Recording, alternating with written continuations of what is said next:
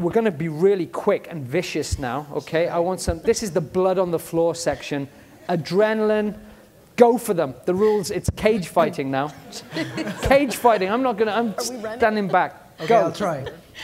So I've been hearing a lot. My name is Omar Dominguez. I have an interest in responsible investment. And are you high net worth? Not yet. Okay, good. But I've been hearing a lot about the risk that carbon trading the potential risk that financial institutions and their involvement in trading offsets could create the next bubble.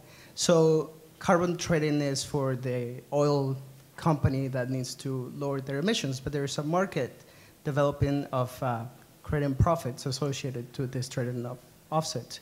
So what's the potential role of financial institutions in preventing another carbon bubble from happening? And if it's not, I don't think it's about accounting, it's something else, and if there's any regulation or anything to prevent that risk from happening. Carbon bubble, how do we stop it? Who wants to take that? You're pointing at me. I want you to take it. The carbon bubble. Well, that, as an aspirant high net worth individual, I agree with everything he said, and I'm going to actually put it back to you, Michael. Well, I mean, it's not an issue I've thought a lot about, but I mean, there's no question that the financial community is filled with a lot of innovative minds who come up with instruments we can't even dream of today. So there is I mean, we need to learn from history, and I mean, there's so many things that went wrong to cause... Should we reframe the question or capture it so we've got a collective understanding? Did the high net worth gentleman stand up? Well, give us the question again. What's your fear? What do you worry about when you go to bed about carbon bubbles and things? Can you stand up? And because I want to understand that question, and so does Michael. That there's speculation going on in terms of financial institutions trading offsets in order to generate profits out of this trading of carbon when the price develops.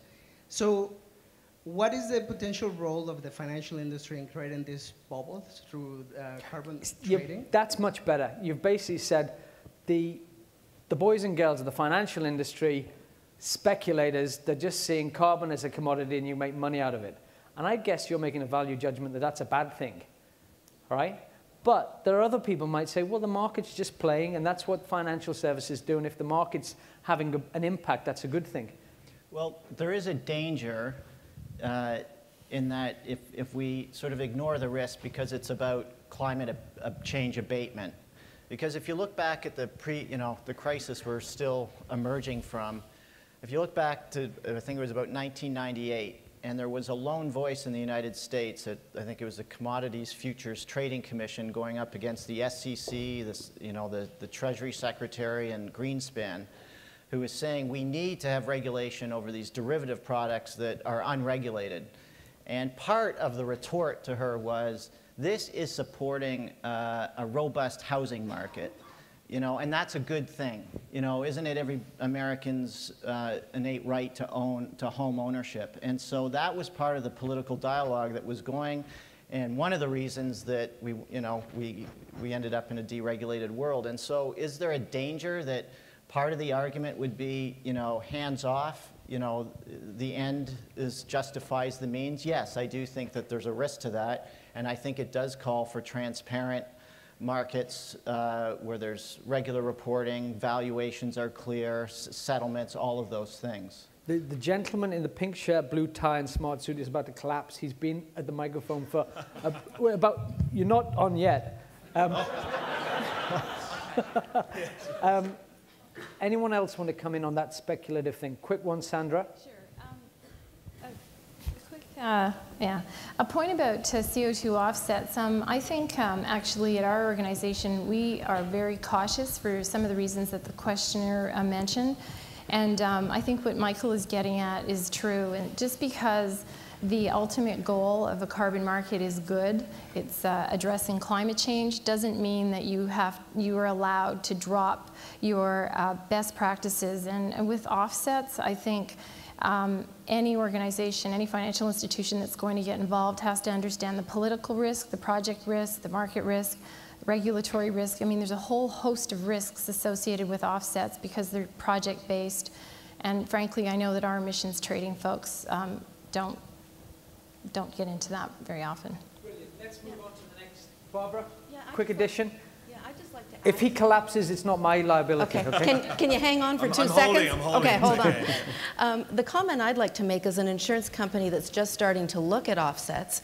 And when we went out there, it's like the Wild West. So you've got offsets that go from $3 to $300. Well, that's the difference between shopping at a Winners or going to Prada. How do you know? And you know, our knitting is insurance, but we need to get more knowledgeable in these areas. Hello. Okay. Adam Bumpus, postdoctoral research fellow at the South School of Business here in Vancouver. It relates to the carbon markets question. You're from Britain, aren't you? I am, yes. Which part of Britain? I'm from Hastings on the south coast. Hastings, okay. Who do you support? Which football team? I couldn't possibly comment. This is a Man United fan, you can tell. No. I bet it is. My question relates to the north-south, the global north and the global south. And given that most of the emissions that we're going to see in the 21st century are going to be coming from the global south, how do we mobilize, and given that the clean development that's happening at the moment is still vastly dwarfed by the fossil fuel development happening in the global south, how do we mobilize the private markets to really invest in clean technology there?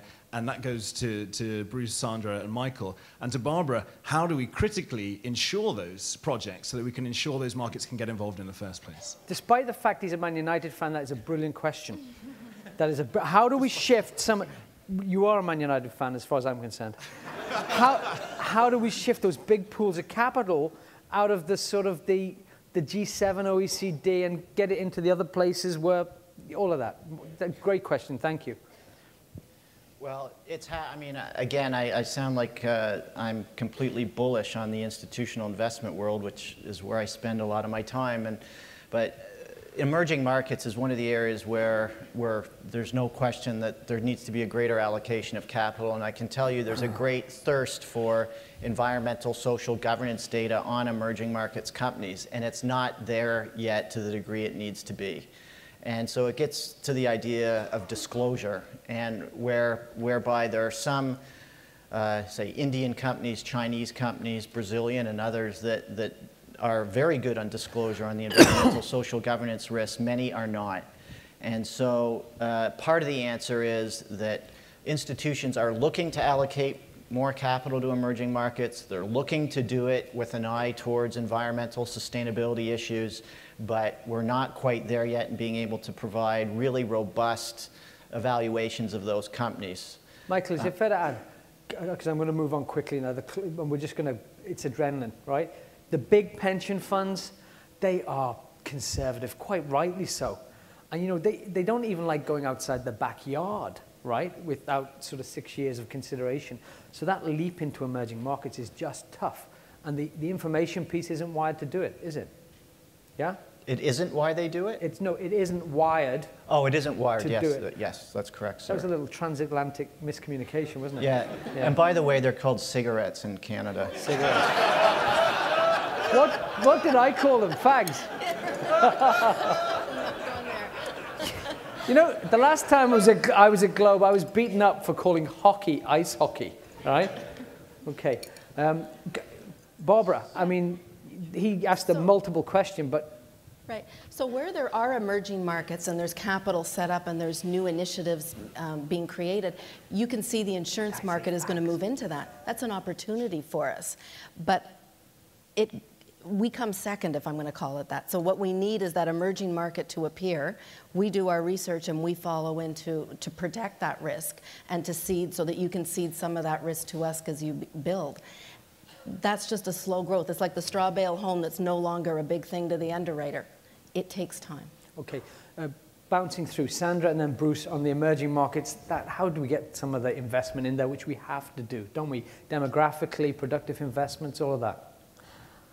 Well, given the previous question about offsets, it got me thinking that actually one of the ways that could be very effective in transferring technology and changing things in developing markets, of course, is something like the clean development mechanism, well-designed, well-run clean development mechanism.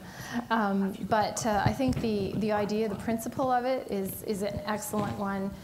It's an excellent way to encourage technology transfer to developing countries, but I think as we've seen so far, it's extremely complicated to manage and govern. So if we could wrap our heads around that, I think that could be really effective with a suite of other initiatives. Bruce, the Man United fan is occupying too much space, so make it really quick.